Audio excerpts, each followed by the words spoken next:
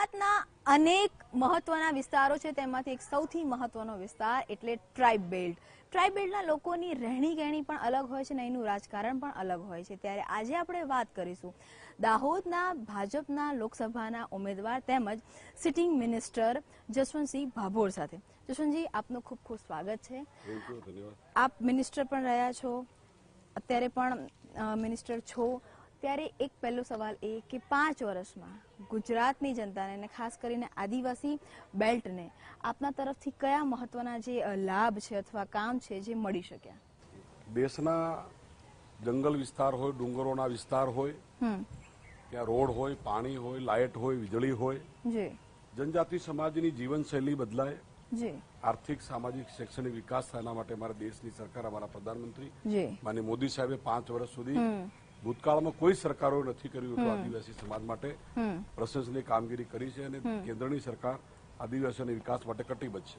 જી જશવંતજી, આપની જો વાત કરવામાં આવે તો આપના પિતા પણ ભાજપમાં હતા અને ત્યારબાદ જો કે ક્યારે પણ એ વખતે ભાજપ સત્તામાં નથી અને આપ આવ્યા ત્યારથી લગભગ લાસ્ટ ટાઈમ પણ ફર્સ્ટ ટાઈમ ઇલેક્શન લડ્યા, મિનિસ્ટર બન્યા, આ વખતે ફરીથી ભાજપે આપની પસંદગી કરી છે.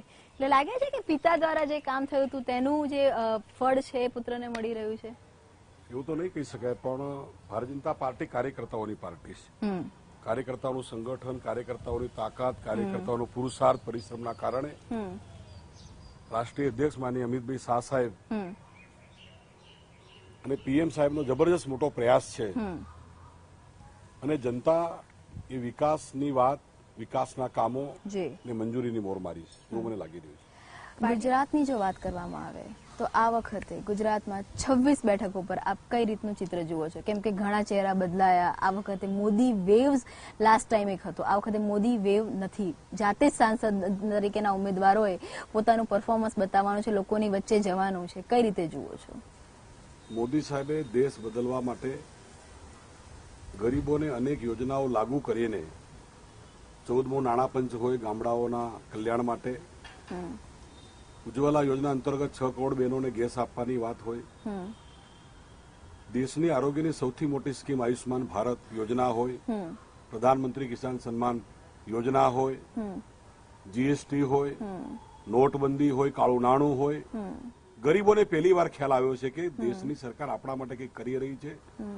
ગામ ગરીબ, યુવાન, કિસાન સૌના કલ્યાણ માટે માનનીય મોદી સાહેબ જબરજસ્ત કામગીરી કરી રહ્યા છે અને મને આશા છે કે આ વખતે 26 બેઠકો મોદી સાહેબના નામ પર, વિકાસ પર 26 પણ કોંગ્રેસ બી એવું કહે છે કે આ વખતે એ લોકો 15 થી 17 બેઠકો પર જીત મેળવશે.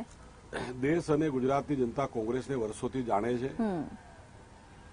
કોંગ્રેસ માત્ર વાતો કરે છે અને ભારતીય જનતા પાર્ટીએ નક્કરની અંદર ગરીબોના કલ્યાણ માટે અનેકવિધ કામો કર્યા છે અને તેથી મને વિશ્વાસ છે કે 26 બેઠકો પર ભારતીય જનતા પાર્ટી વિજય બનશે.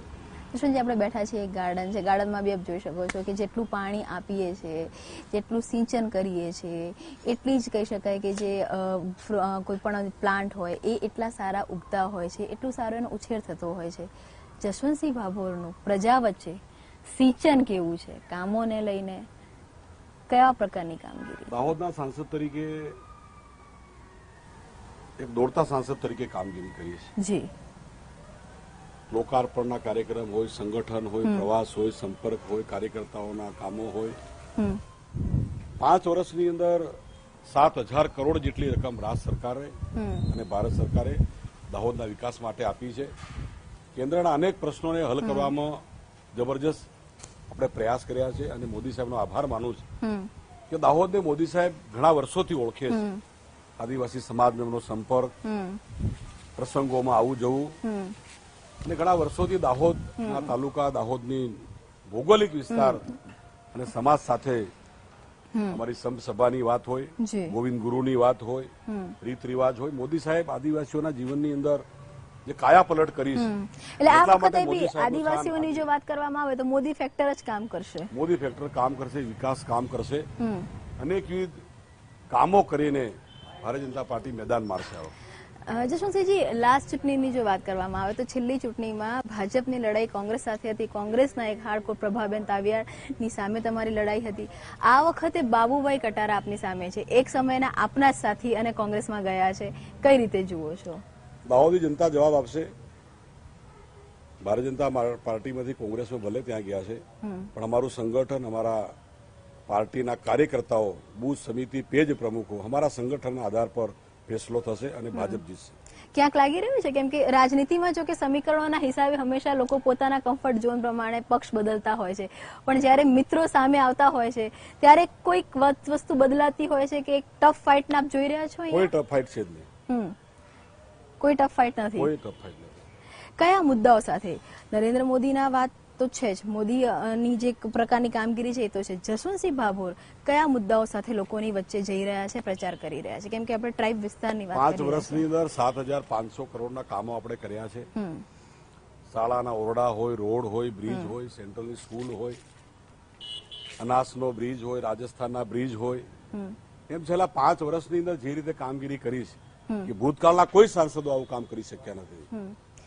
જો ફરીથી આપ રિપીટ થાઓ છો તો આપની પ્રાથમિકતા કઈ હશે? કયા 2-3 એવા જળ ક્રાંતિ માટે દાહોદ જિલ્લામાં કામ કરવાની એક અમારું સપનું છે. સ્માર્ટ શહેર એનું કામ પણ પૂર્ણ કરવાની અમારી તત્પરતા છે. ગોડાઉન એફસીઆઈ માટે એ પણ અમે કરાવ્યું છે મંજૂર, એનું પણ કામ શરૂ કરવાની ઈચ્છા છે.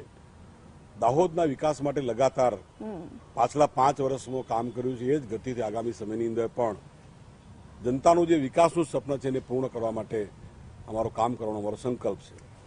કોંગ્રેસ એવો આક્ષેપ છે કે ભાજપ દ્વારા આદિવાસીઓ માટે કોઈ જ કામ કરવામાં નથી આવ્યું, ન ગુજરાતમાં ન દેશમાં.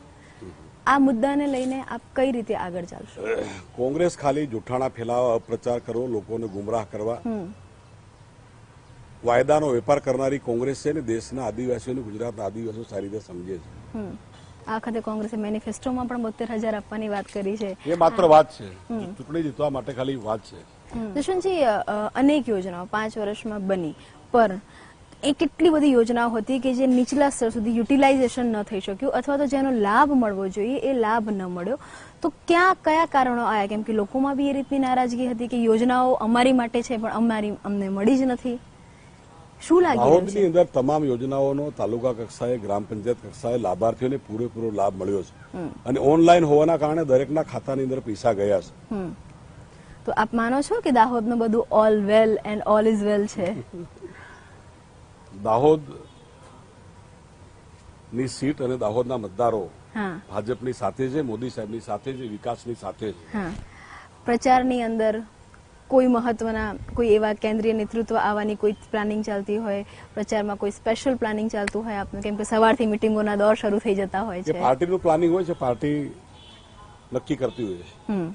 આપે કીધું કે આપ જીત માટે આશ્વસ્ત છો, આપને કોઈ જ પડકાર નથી લાગતો દાહોદ માટે? દાહોદમાં કરેલા કામો, દાહોદમાં સંપર્ક અને દાહોદ જિલ્લાના કાર્યકર્તાઓ અને દાહોદ જિલ્લાની જનતા અમારા પર ખુશ છે કે 5 વર્ષમાં જબરજસ્ત કામગીરી આપણે કરી છે.